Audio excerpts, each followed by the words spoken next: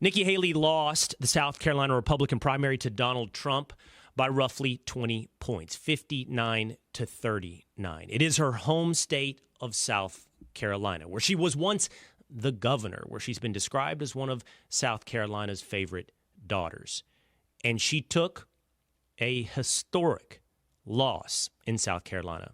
Historic in that no non-incumbent running for president has swept early primary states the way it's been done now by Donald Trump. Iowa, New Hampshire, South Carolina, Donald Trump has run a clean sweep. What more, we're looking at historic numbers of turnout. Donald Trump just gathered the largest number of Republican votes in a primary in the history of South Carolina. What more, in still historic proportions, no one, as far as we can tell in modern political history, has stuck around and continued to run for president despite racking up losses like Nikki Haley. Getting 40% of the vote in her home state, where once again she was once governor, South Carolina, has been painted as a small Pyrrhic victory for Nikki Haley.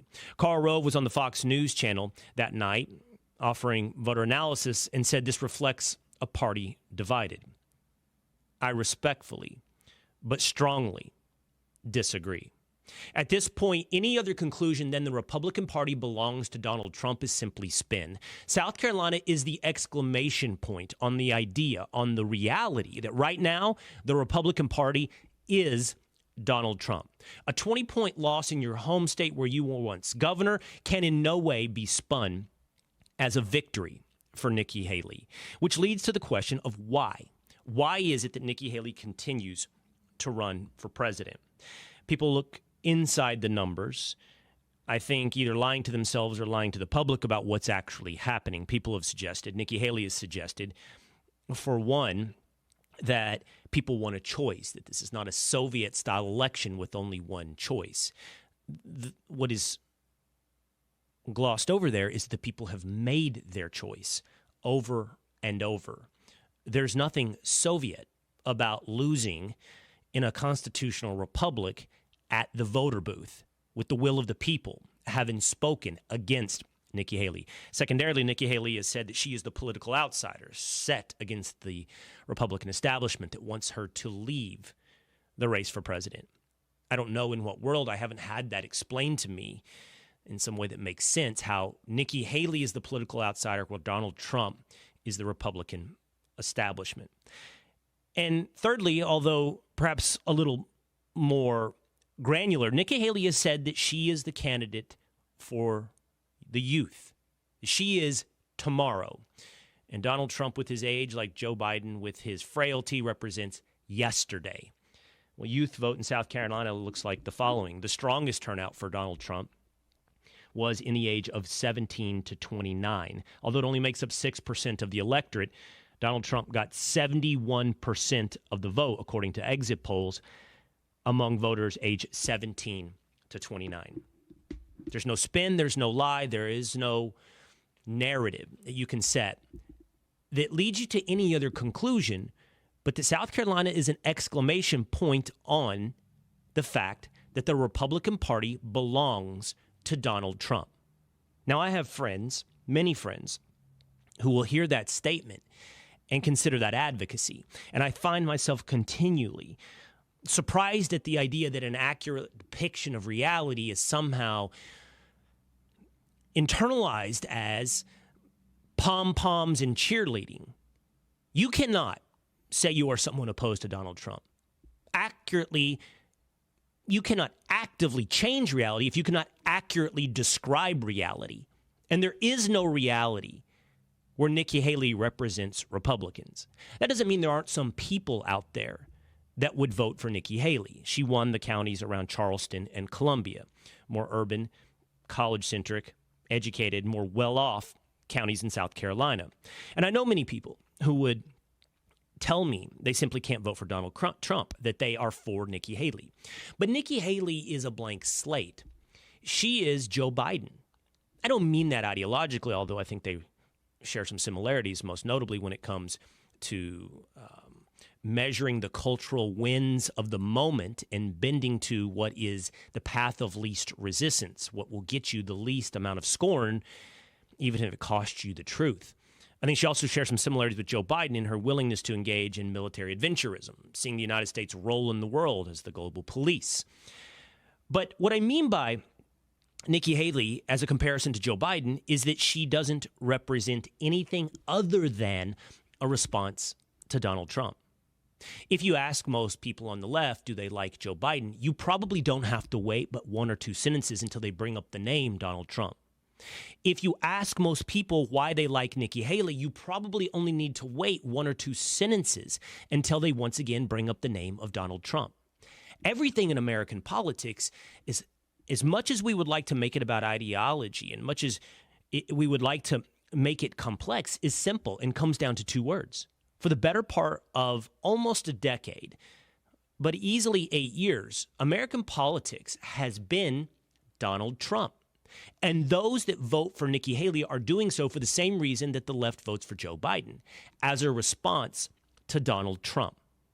But it's not enough. It's not enough to shine a light on a path to victory for Nikki Haley. So then why is she running for president? Why is she still running for president? I'm going to offer you 4 reasons, from least likely to most likely, on why Nikki Haley is still running for president. Number 1, it's about money. Nikki Haley has the strong support of the donor class. She has all the money she needs to stick around.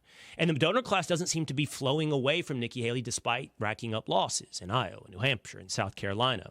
She's got consultants around her getting paid. She has got the infrastructure to continue to tell her that there's a path to the presidency, to hang around the hoop, to see what happens, grab a rebound. You've got the money, and there's many with a vested interest. This is the opinion of my Fox and Friends co-host, Rachel Campos Duffy. By the way, as an aside, as a quick parenthetical, I mentioned that the only person that took a bigger loss in South Carolina than Nikki Haley was Will Cain. Because along with my Fox and Friends co-host Rachel Campos Duffy and Pete Hegseth, I entered into unpopular waters. I did so knowingly, but I feel firmly grounded in the truth. I said the following on Fox and Friends. I'm going to say something controversial before we go. Sure. Huh? Fried fish over fried chicken. Oh, my God. Oh, I wouldn't say that. It's the most, I dare you to go. Fried catfish. Walk out this building and say that. Fried chicken. That is a joke. I think some of America out there is going, you know what? Will's right. No, you should resign. Tartar sauce, hot sauce. Over fried chicken? With some hush puppies. Please, let Will know. What's your Twitter handle, Will? I have taken a less popular position. However, I bet you I'm polling at a good 35%. You're polling at Nikki Haley levels. That'll go great for you. I said what I said. Fried catfish over fried chicken. Let's check in on the results. 2-a-days, there's been a poll put out on both Instagram and on Twitter. Did I take a bigger loss than Nikki Haley? So you're close. If you look here at your screen, fried fish took 33% of the poll. Fried chicken took 67%. So you're right around what you're talking about. Well, that's a bigger loss than Nikki Haley. That's a 34-point loss for me. Her loss was roughly 20. Well, I have an argument, but let me hear from the people 2-a-days. What are they saying about why it's fried catfish over, or fried chicken over fried catfish? Well, this person is just like, Will, what are you smoking? Like, this so wrong. You know, fried chicken. Strong argument. And then you can read this one here if you want to. G. Vartuli says, I love fish so much more than chicken, so fried fish any day over fried chicken. Wow, some support amongst the people. TJ Rhodes says fried catfish over fried chicken and fried chicken over all other fried fish. TJ Rhodes is onto something. And I know that this is a take that was incredibly unpopular when it comes to polling, but I found some support in the comments from people like Missy. Will is right. It's a Texas thing. But I do find myself surrounded on this show by people like Tinfoil Pat and young establishment James Laverty, and from the Northeast, 2-a-days. And my suspicion is you're going to all cast your vote with the masses, that you're going to ride the popular wave, that you are all fried chicken. Quickly, let me get the votes on the show. Tinfoil Pat, can you make a vote technologically today here on the Will Cain Show? Pat is off writing other conspiracies right now, but I think we don't have him on the horn right now. I think he's like in his den kind of writing out new things. But I wouldn't guess. I'll go first for myself. I'm with you on this. I'm fried fish all the way, to be honest. I'm a Northeasterner. I'm from New England, so yeah, fried fish. All right, there's one vote for Will. Young establishment, James. I don't have too much of a say since I have the same salmon, chicken, steak every day for lunch and dinner, maybe a tuna wrap, so kind of split.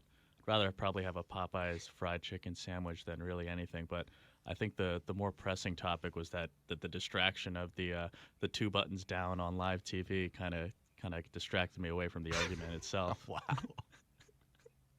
Called you out. 2 buttons down, but Burt Reynolds had not really made an appearance. I don't think my chest hair was starring on Fox and Friends, but I was 2 buttons down, and I had a debate before we took to the air. Should I risk Burt Reynolds, or should I risk door-to-door Bible salesman? Because my shirt has, like many men's shirts, the second button in the awkward spot. Do I want to appear as though I'm trying to make Fox and Friends sexy, or do I want to appear as though I'm knocking on your door and asking, hey, has anyone spoken to you recently about Jesus? So I didn't know which way to go, and I did go 2 buttons down. Also don't know which way that would poll. I know that Tinfoil Pat is somewhere on a whiteboard with lines going everywhere to make a very passionate argument that I am wrong and that it is fried chicken. Quickly, that my argument before we return to Nikki Haley is as follows. Most people haven't had good fried catfish, understandably. You don't walk around in a big city with a great amount of options for fried catfish. I happen to like cornmeal. I happen to be from a rural area of Texas. I happen to grow up around Lake Texoma. And when you get tied into a place that knows how to do catfish, it simply beats. And I've had some of the best fried chicken. I'm telling you right now, I've had sweet tea brined fried chicken. I'm telling you, that's amazing fried chicken. But I will order anytime an opportunity exists, or somebody says, would you rather go to Huck's Catfish, or would you rather go to Babe's Chicken? I will choose fried catfish over fried chicken. But I fully understand that I've taken a loss bigger than Nikki Haley. Which leads us back to, why is she running for president? I offer you reason number 2, that she's attempting to raise her profile for 2028. Many people wondered during the Republican presidential primary what was in it for Vivek Ramaswamy. Why was Vivek Ramaswamy running for president? One of the things that you can learn from his race for presidency is he can change the dialogue. He can change the conversation. He probably never had a real opportunity to win the nomination, but he did raise the name profile of Vivek Ramaswamy when it comes to Republicans. Nikki Haley has stuck around long enough that she is constantly in the news cycle. Her name recognition, her Q rating have increased. Now, there are people that will say, yeah, but she's taken on some negatives among the Republican base. She'll be thought of negatively as constantly painting herself as an alternative to Donald Trump. And if her rhetoric continues to get more combative, her negatives will only rise.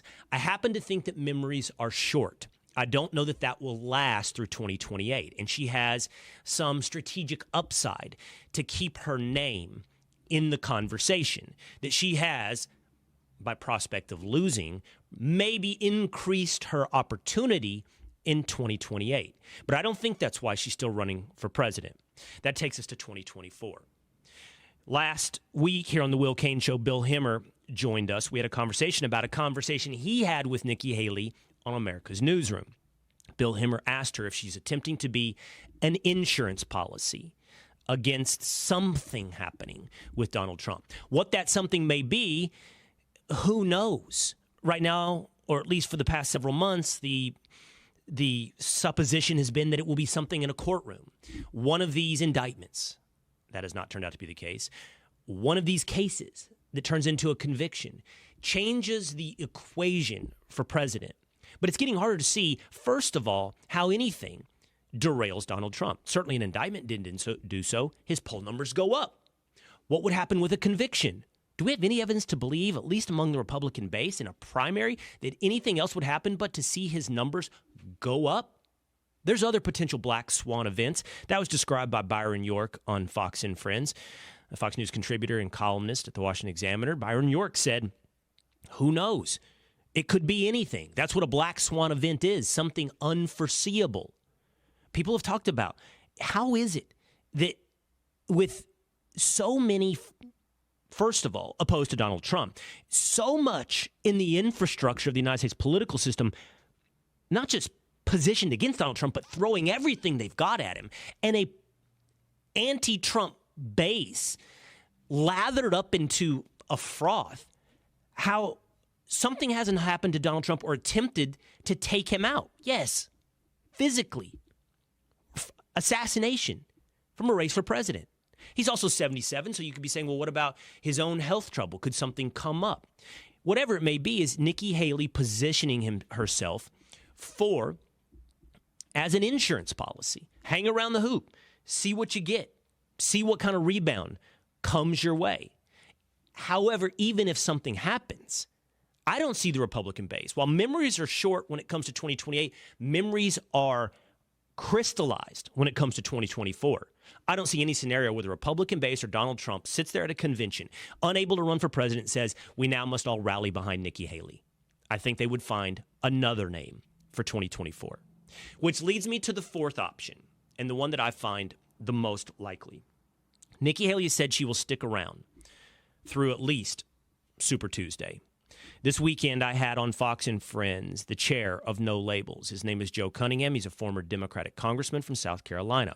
And Joe Cunningham said the following when I asked him about Nikki Haley. There's been conversation, there's been speculation about Nikki Haley as a potential No Labels candidate. There's also a lot of talk about Joe Manchin, Mitt Romney. Who will be your candidate on the No Labels ticket? Well, I mean, the truth is we're talking to a lot of spectacular people right now, and we're not ready to unveil those folks just yet. This has been a project to essentially give Americans another choice if they're unhappy with the presumptive nominees, which, you know, it appears it's going to be Trump versus Biden right now. But we don't know. Nikki Haley, she's going to remaining in the race. You can't count her out completely. And hats off to her for staying in it and for sticking with it. But we're looking for great quality people, folks that have broad appeal to independents, Democrats, Republicans. And yeah, I mean, Nikki Haley is somebody we'd definitely be interested in. Nikki Haley is definitely someone we'd be interested in at No Labels. This, to me, is the story of 2024. Joe Manchin said he will not run for president. Would Nikki Haley as a third party? This could swing a presidential election. This could be Ross Perot of the 1990s. If it's somebody like Joe Manchin, if it's a Democrat, it could rob the presidency or swing the presidency in the favor of Donald Trump. And Democrats know that. That's why, and I discussed that with Joe Cunningham, No Labels has been threatened by Democrats with investigations, with the potentiality of the DOJ. I want to have a deeper conversation here on the Will Cain Show, perhaps later this week, with Joe Cunningham about No Labels. But if that candidate is somebody like Nikki Haley, that could swing the presidential election in the favor of Joe Biden. To me, as I add up why she's still running for president, this makes the most sense. That she switches sometime after Super Tuesday to No Labels.